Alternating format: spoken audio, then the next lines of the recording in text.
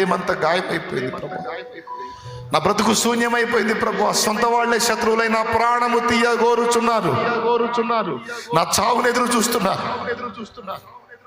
నాకు ఆదరణ లేదు ప్రభు, నాకు ఓదార్పు లేదు ప్రభు. ఆశీర్వాదం పొందాను అనుకున్నాను కానీ శాపం పొందినట్టుంది నా బతుకు. నా కోసం రావా, నువ్వు వస్తేనే నా లైఫ్, లేకపోతే లేదని కూర్చున్నాడు. మగ్దలీన ఏడ్చింది, నా యేసు దేహాన్ని ఎవరు ఎత్తుకొని పోయారు, నా ప్రభు వేడి ఎవరు తీసుకెళ్లారు, నా యేసు యేసు యేసు అని ఏడుస్తుంది. ఆగలిగాడా?